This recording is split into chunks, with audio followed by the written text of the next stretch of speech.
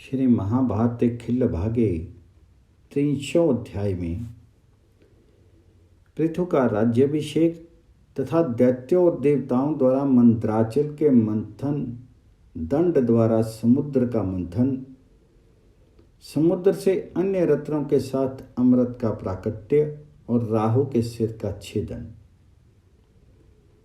जन्मेजय ने पूछा, ब्राह्मण, जब लोहे की कील के समान हृदय में कसक पैदा करने वाला मर्यादा शून्य महान ग्रह अज्ञान विद्यमान था और प्राणियों के मोक्ष की कोई संभावना नहीं रह गई थी, उस समय सारी प्रजाएं कैसे रहती थी?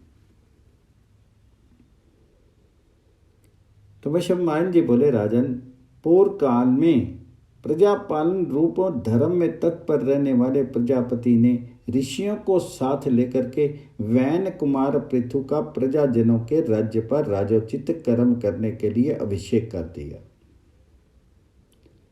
उसमें सतयुग समाप्त होकर के त्रेता का आरंभ हुआ था।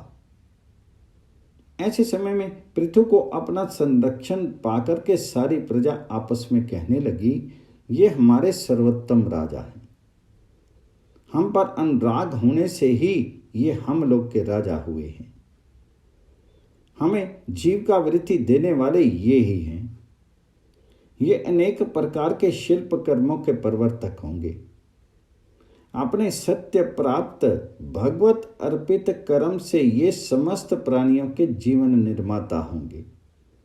इसी समय अनेक प्रकार के नियमों के पालन से थके हुए देवता गंधमादन पर्वत के शिखरों पर बैठे थे। वैशाख मास एवं वसंत ऋतु का समय प्राप्त था। वहां बैठे हुए देवताओं और दैत्यों को सब ओर से एक दिव्य सुगंध का अनुभव हुआ।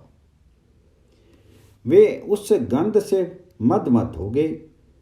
वह किसी फूल मात्र की प्रबल गंध थी जो हवा ने फैलाई थी। वह मन को बरबस खींचे लेती थी, पूर्णता सुखदायिनी थी।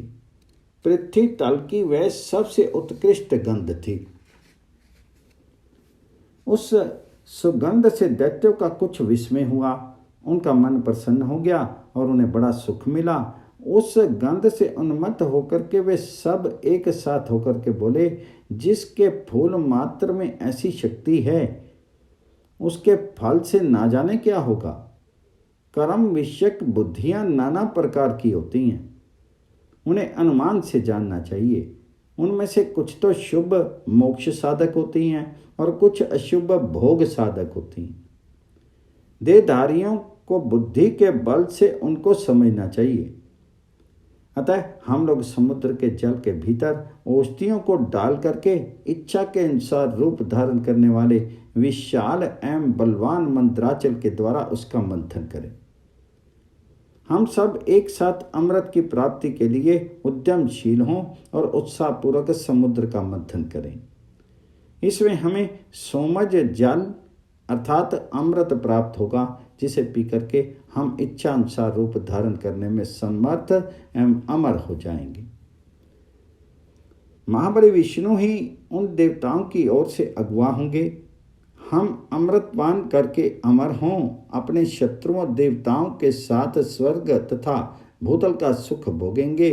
मूल पिता, पत्र भार्या, शाखा भाई तथा पुष्प संतान आदि समस्त परिवार के साथ हम सब लोग अभीष्ट फल के भागी होंगे।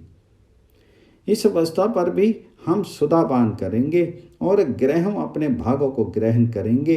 इस प्रकार वे महाप्रकर्मी दैत्य मंद्राचल को हिलाने या उखाड़ने की बातें करके पार्श्ववर्ती पर्वतों से तथा गंधमादन के शिखरों पर पैदा हुए वृक्षों को उखाड़ करके अपनी विशाल भुजाओं द्वारा मंदर पर्वत को निश्चित रूप से उठाने के लिए दौड़े और पृथ्वी को कंपित करने लगे। परंतु वे दानव गिरिराज मंदिर को किसी तरह भी उखाड़ नहीं सके। उनके घुटने घिसके और वे उस विशाल पर्वत के भीतर गिर पड़े। तपस्या के द्वारा उनके पाप दग्ध हो गए थे। वे आप ही अपने मन को धीरज दे करके अपने दिव्य मस्तक ब्रह्मा जी के चरणों में झुका करके उनकी शरण में गए ब्रह्मा जी सर्वत्र गमन करने वाले तथा सबको वश में रखने वाले।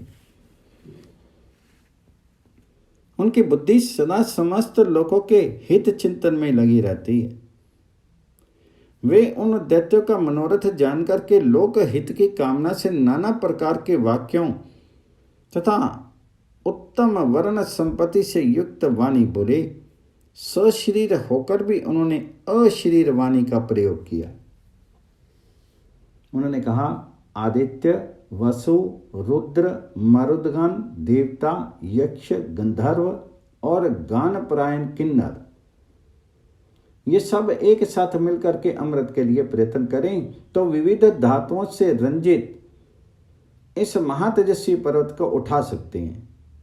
समस्त देवता और असुर उस महापर्वत को उखाड़ करके हिमवान पर्वत के सारभूत रस को लता बेलों के रूप में अपने हाथ में आया हुआ देखेंगे। उस समय सबके निकट खड़े हुए बाहुबलशाली दैत्य ब्रह्मा जी का ये वचन सुनकर के मन और वाणी आदि के द्वारा उस कार्य के साधन में प्रवृत्त हुए, जहाँ एक साथ हुए देवताओं और दानवों द्वारा वह मंथन दंड डाला गया था। उस लवण समुद्र के वे खिलौने बन गए, उसके जल से बारंबार इधर उधर आंदोलित होने लगे। समस्त देवता और असुरों ने एक साथ लवण समुद्र के जल में मंदराचल को मथानी के रूप में डाल करके वासुकी नाग को मथानी बनाया और औषधियों सहित समुद्र जल का 1,000 वर्षों तक मंथन किया। औषधियों के योग से वहां का जल दूध रूप होकर के अमृत बन गया। कलश में संचित हुए उस अमृत को पहले असुरों ने हर लिया, क्योंकि वे लोभ और क्रोध के वशीभूत हो रहे थे। पहले तो सब ओर से उस समुद्र के जल से धन्वंतरी, मध्य, श्रीदेवी, कौस्तुभमणि तथा निर्मल चंद्रमा प्रकट हुए। इसके बाद परम सुंदर उच्च श्रवा नामक अश्व निकला। तत्पश्चात अमृत का प्रादुर्भाव हुआ। जब दैत्य ने उसे अपने अधिकार में कर लिया, तब देवताओं से लेने के लिए राहु के विषय में इस प्रकार कहने लगे, कोई भी दैत्य और दानव अभी अमृत का पान नहीं करते हैं, किंतु ये राहु उसे पीने की चेष्टा कर रहा है। तब श्रीहरि ने युद्ध में अपने चक्र से तत्काल राहु का सिर काट लिया। सनातन मुनियों और पितृगणों ने उस अमृत को नहीं छोड़ा था। इसी बीच में स्वयं पृथ्वी देवी ने ब्रह्मा जी की आज्ञा पाकर के इंद्र के हाथ से वह अमृत ले लिया। वे ब्रह्मा जी के शिष्य भाव को प्राप्त हुई थी। अमृत लेने के पश्चात वे चली गई। इस प्रकार श्री महाभारत के खिल्लभाग हरिवंश के अंतर्गत भविष्य पर्व में पुष्कर प्रादुर्भाव विषयक 30वां अध्याय पूर्ण हुआ।